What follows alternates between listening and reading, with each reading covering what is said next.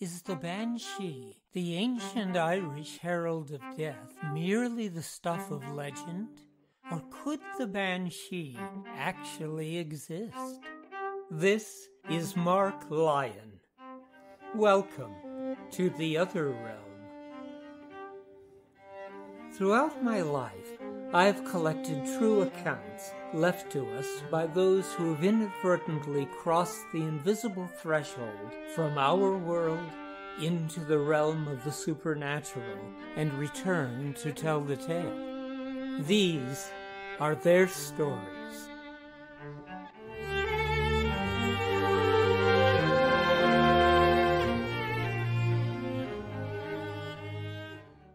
With the exception of the leprechaun, perhaps the most well-known of Ireland's supernatural legends is that of the Banshee, a wailing woman whose cry is said to foretell the death of members of certain ancient Irish families. As D.R. McAnally put it in his book Irish Wonders, the Banshee attends only the old families, and though their descendants, through misfortune, may be brought down from high estate to ranks of peasant farmers, she never leaves, nor forgets them, till the last member has been gathered to his fathers in the churchyard. Although all Banshees seem to share a single purpose, their appearance and the manner of their manifestation can vary significantly from family to family. The Banshee attendant to some families may be an ethereally beautiful woman. In the words of the early 20th century ghost hunter Elliot O'Donnell, women with long, luxuriant tresses, either of raven black, or burnished copper, or brilliant gold, and whose star-like eyes, full of tender pity, are either dark and tearful, or of the most exquisite blue or gray. However, the Banshee attendant to some families may be described as the malevolent Banshee. In McAnally's words, a horrible hag with ugly, distorted features. Maledictions are written in every line of her wrinkled face, and her outstretched arms call down curses on the doomed member of the hated race. And then there are some families which are haunted by both a beautiful and a malevolent Banshee. Although the Banshee usually manifests itself through a terrifying wailing, it is often accompanied by a clapping of hands, similar to what is seen in the Irish tradition of keening at the time of a death and at funerals.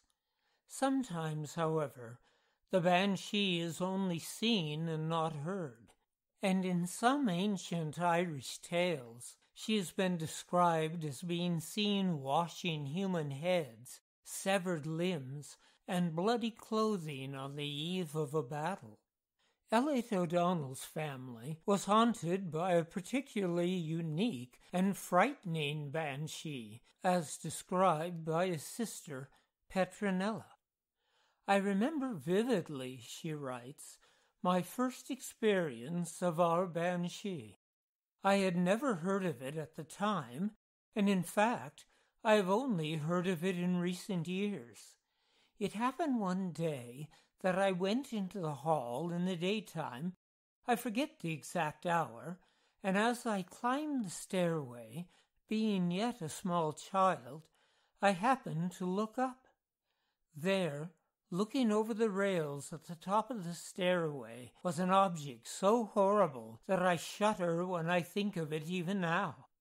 In a greenish halo of light, the most terrible head imagination could paint was looking at me with apparently fiendish fire in its light and leering eyes.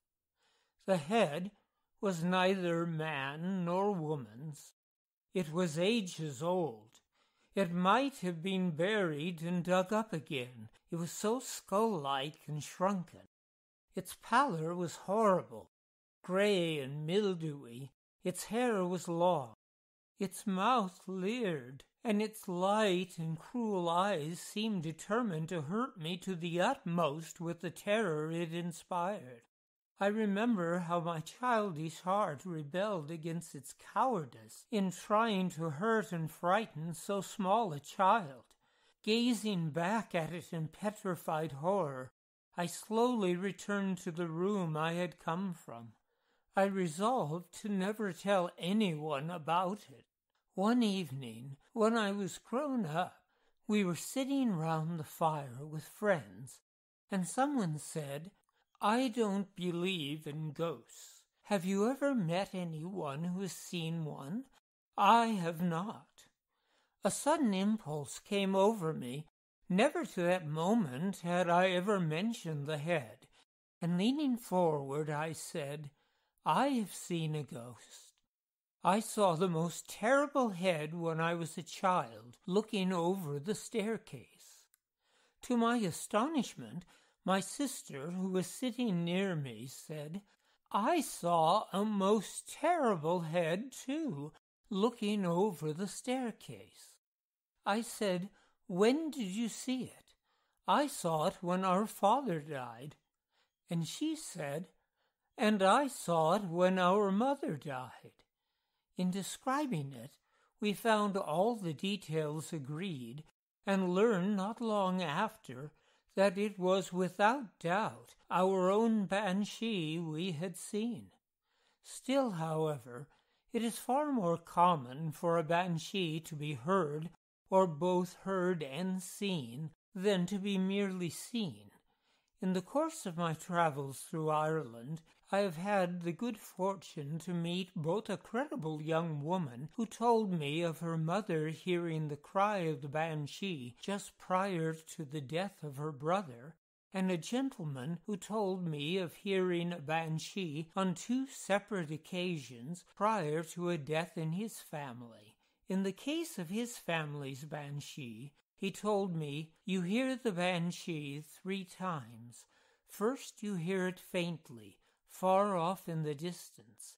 Next you hear it loud and close to you, and you feel its presence as it passes through your body.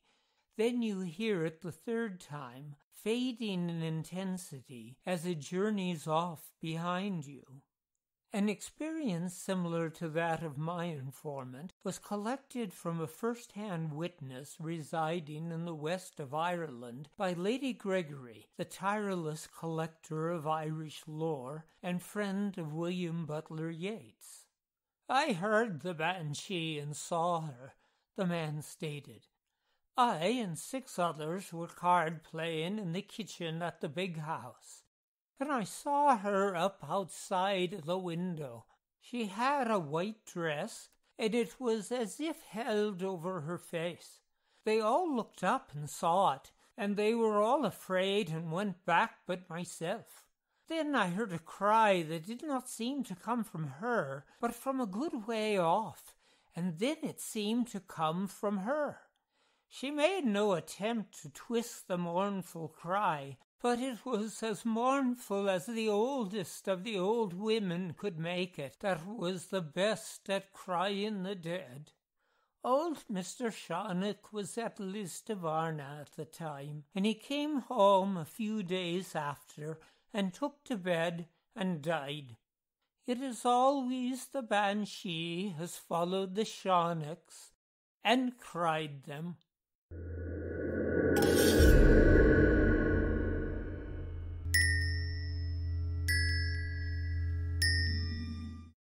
One of the earliest verifiable accounts of the Banshee was recorded by Lady Anne Fanshawe in her memoirs. In 1642, she and her husband, Sir Richard, were visiting Lady Honora O'Brien at her castle in Ireland. Sometime between midnight and 1 in the morning, Lady Fanshawe was awakened by a horrifying and unearthly scream. Pulling back the curtains from her bed, she saw a young woman staring at her through a window situated high above the castle moat. Due to the strength of the moon that night, Lady Fanshawe was able to clearly perceive every detail of the apparition. Her extremely pale face, her long, reddish, dishevelled and flowing hair, and her dress of ancient Irish design. As Lady Fanshawe would later record, the spirit spake loud, and in a tone I never heard, thrice, "Ahone!" and then with a sigh, more like wind than breath, she vanished, and to me her body looked more like a thick cloud than substance. I was so much affrighted that my hair stood on end and my night clothes fell off. She pulled and pinched her husband, who, as she later recalled, never awakened during this discord I was in, but at last was much surprised to find me in this fright, and more when I related the story and showed him the window opened. But he entertained me with telling how much more these apparitions were usual in that country than in England. The next morning their host mentioned that around 2 a.m, a cousin of Lady Honora had died in the castle, and she hoped that Lady Fanshawe had not in any way been disturbed. When Lady Fanshawe disclosed how she had been very much disturbed indeed, Lady Honora explained, "We disguised our certain expectation of the event from you, lest it should throw a cloud over the cheerful reception which was your due. Now, before such an event happens in this family or castle, the female spectre whom you have seen is always visible. She is believed to be the spirit of a woman of inferior rank, whom one of my ancestors degraded himself by marrying, and whom afterwards, to expiate the dishonor done to his family, he caused to be drowned in the moat. But truly," she apologized, "I had not thought of it when I lodged you here."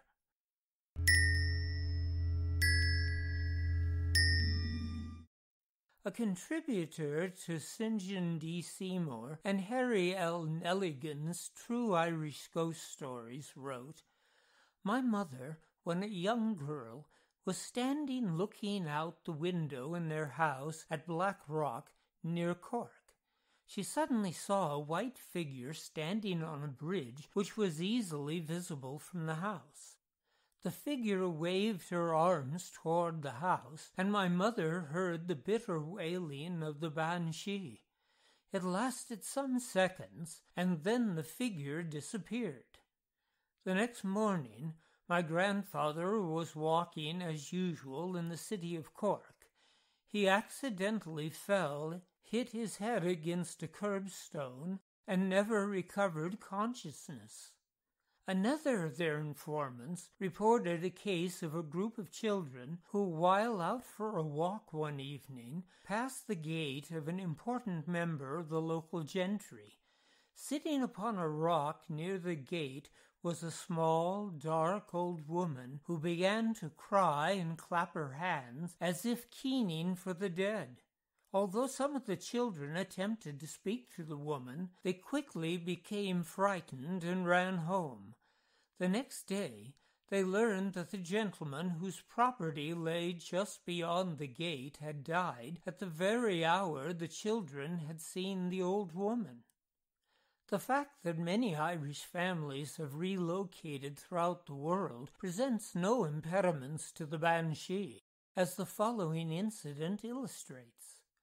A guest enjoying a party on a yacht sailing a lake in Italy asked his host, a count, "Who is that very strange-looking woman you have on board?"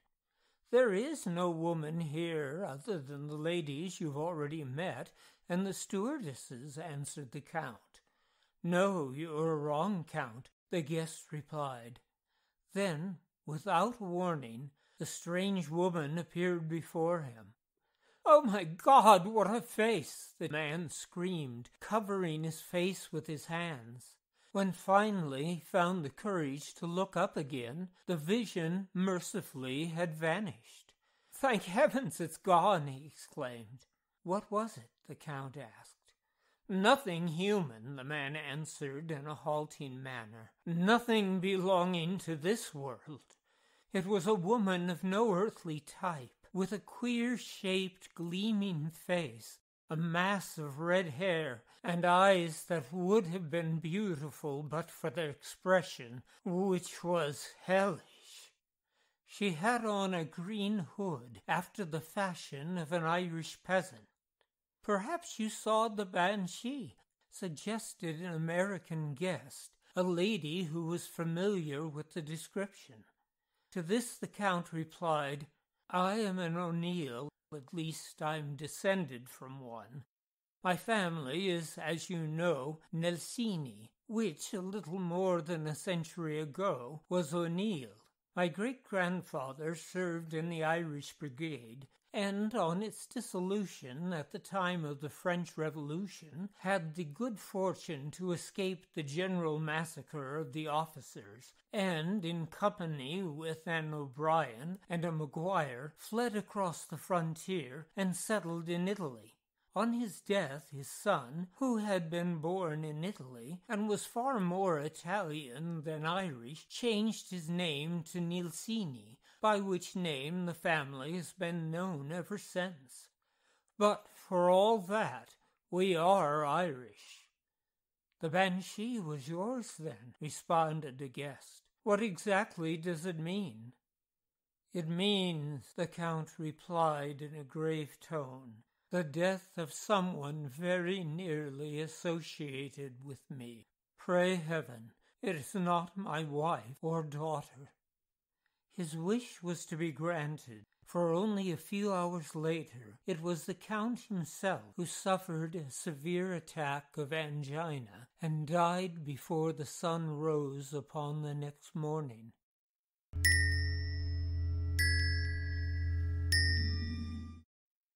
Although I could easily go on much longer with similar true stories, I shall leave you with the following account chronicled for posterity by T. Crofton Croker, which, strange as it might seem, was verified both by contemporary witnesses and letters written at the time and preserved by the family involved. Charles McCarthy was, by all accounts, a rich young man, unencumbered by parental restrictions, who led a life of debauchery and dissipation, and in the year 1749, following his 24th birthday, and what was, even by his standards, a week of excess, Charles was stricken by a violent fever and fell into a coma from which it was believed he would never awaken. After the doctor had pronounced the dreaded words, "It's all over," lamentations of the women present filled the air until later that night the lamentations gave way to the eerie stillness of mourning and the planning of the wake. It was then that a slight murmur issued from Charles' lips, and to the astonishment of all present, he sat up in his deathbed. He had a strange tale to tell, saying that he had found himself standing before the Creator, who, due to pleading on his behalf by his patron saint, had given him a second chance. He claimed to have heard from the mouth of God these words, "Return to that world in which thou hast lived, but to outrage the laws of him who made the world and thee. 3 years are given thee for repentance. When these are ended, thou shalt again stand here, to be saved or lost forever." Whether Charles McCarthy had indeed stood before God and been given a reprieve, or this was merely an hallucination produced by a fevered brain and a guilty conscience, we will never know.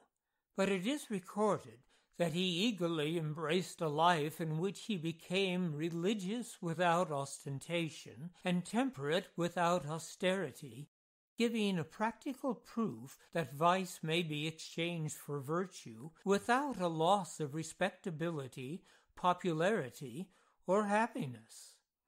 As he approached the 3rd anniversary of his delivery from death, many had either forgotten the prediction or scoffed at such things. But Charles' mother was frightened and wrote to a dear friend, Mary Barry, who lived at Barry Castle, 50 miles away from Spring House, the McCarthy's home. My dearest Mary, I am afraid that I am going to put your affection for your old friend and kinswoman to a severe trial. A 2 days' journey at this season over bad roads and through a troubled country, it will indeed require friendship such as yours to persuade a sober woman to encounter. But the truth is, I have, or fancy I have, more than usual cause for wishing you near me.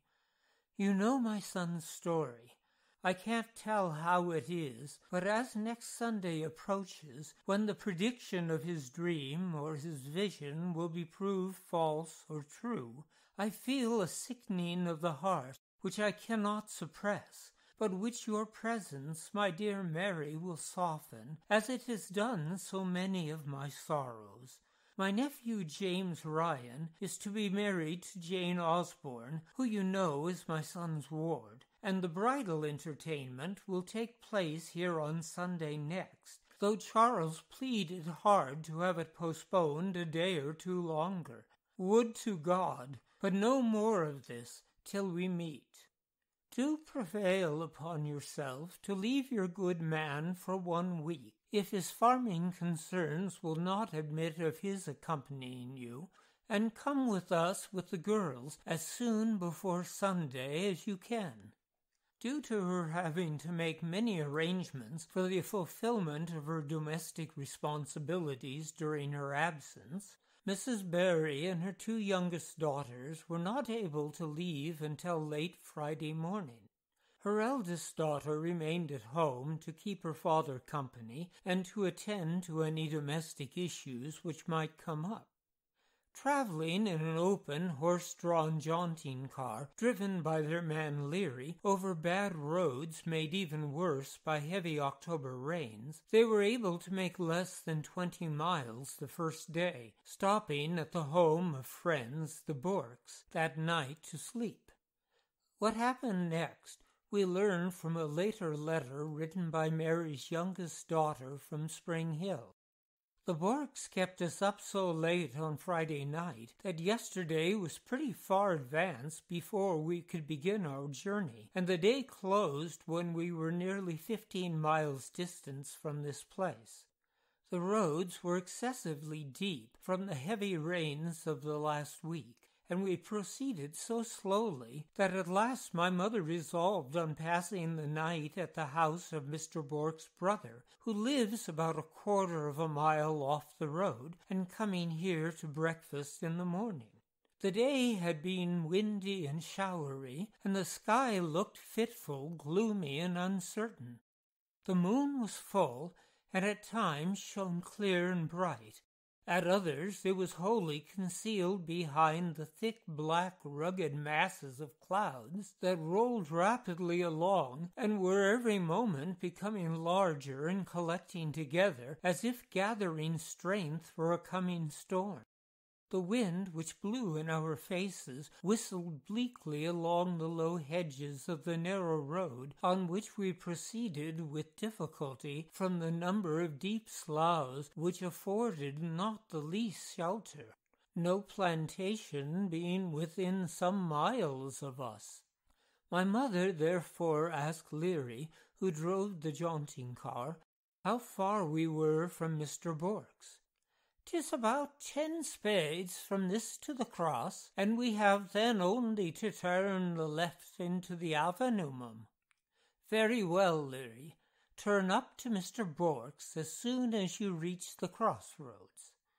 My mother had scarcely spoken these words when a shriek that made us thrill as if our very hearts were pierced by it burst from the hedge to the right of our way. If it resembled anything earthly, it seemed the cry of a female struck by a sudden and mortal blow, and giving out her life in one long, deep pang of expiring agony. "Heaven defend us!" exclaimed my mother. "Go you over the hedge, Leary, and save that woman, if she's not yet dead, while we run back to the hut we just passed, and alarm the village near it." "Woman!" said Leary, beating his horse violently while his voice trembled. "That's no woman. The sooner we get on, mum, the better." And he continued his efforts to quicken the horse's pace. We saw nothing. The moon was hid. It was quite dark, and we had been for some time expecting a heavy fall of rain. But just as Leary had spoken, and had succeeded in making the horse trot briskly forward, we distinctly heard a loud clapping of hands, followed by a succession of screams that seemed to denote the last excess of despair and anguish, and to issue from a person running forward inside the hedge to keep pace with our progress. Still we saw nothing until, when we were within about 10 yards of the place where an avenue branched off to Mr. Bourke's on the left and the road turned to Spring House on the right, the moon started suddenly from behind a cloud and enabled us to see as plainly as I now see this paper the figure of a tall, thin woman with uncovered head and long hair flowing round her shoulders, attired in something which seemed either a loose white cloak or a sheet thrown hastily about her. She stood on the corner hedge where the road on which we were met that which leads to Spring House, with her face towards us, her left hand pointing to this place, and her right arm waving rapidly and violently as if to draw us on in that direction. The horse had stopped, apparently frightened at the sudden presence of the figure, which stood in the manner I have described, still uttering the same piercing cries for about half a minute. It then leaped upon the road, disappeared from our view for one instant, and the next was seen standing upon a high wall a little way up the avenue on which we proposed going, still pointing towards the road to Spring House, but in an attitude of defiance and command, as if prepared to oppose our passage up the avenue. The figure was now quite silent, and its garments, which had before flown loosely in the wind, were closely wrapped around it. "Go on, Leary, to Spring House, in God's name," said my mother. "Whatever world it belongs to, we will provoke it no longer."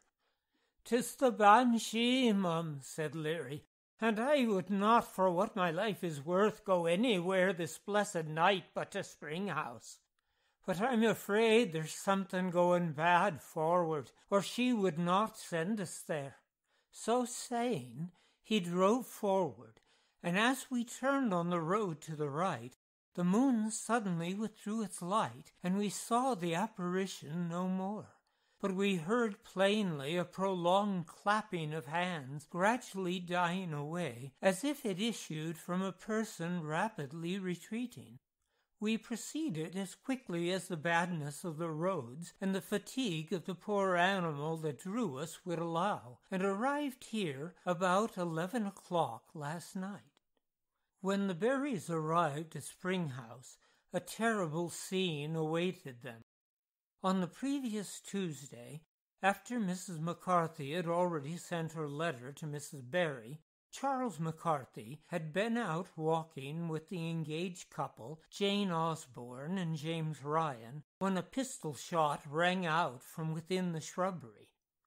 The assailant, a distraught young woman whom James Ryan had seduced with a promise of marriage, but had abandoned some months before, had aimed her pistol at Ryan, but instead the lead shot struck Charles in the leg. Due to incompetent medical care, what had initially been thought to be merely a flesh wound of little consequence had taken a turn, and Charles was lying upon his deathbed. The Barrys were taken to Charles' bedroom, where, as Miss Barry was to record in her letter, he wished to devote the last hours of his existence to uninterrupted prayer and meditation. We found him perfectly calm, resigned, and even cheerful. He spoke of the awful event which was at hand with courage and confidence, and treated it as a doom for which he had been preparing ever since his former remarkable illness, and which he never once doubted was truly foretold to him. He bade us farewell with the air of one who was about to travel a short and easy journey, and we left him with impressions which, notwithstanding all their anguish, will, I trust, never entirely forsake us.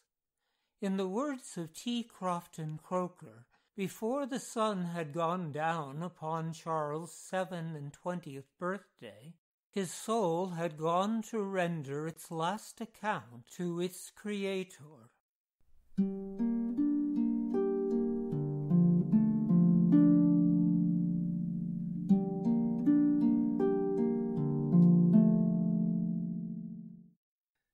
This is Mark Lyon, inviting you to join me on the first day of every month as we explore more true tales from the other realm. The Other Realm is a production of Wind Whistle Theater. Our music was composed by Dan Heflin. Support for The Other Realm has been provided by HauntedIsles.com, offering private and small group tours of haunted Britain and Ireland, and by Heftone Studios, producers of Phantoms of the Holbrook, a docudrama relating true events occurring at what well may be the most haunted hotel in the entire world, and Nadelei, a modern retelling of the German legend of the Lorelei, and by Windwhistle Press, publishers of Jessie Adelaide Middleton's classic trilogy of true tales of the supernatural, The White Ghost Book, The Grey Ghost Book, and its sequel, Another Grey Ghost Book, and Leap Castle, The House of Horrors, by Mildred Darby,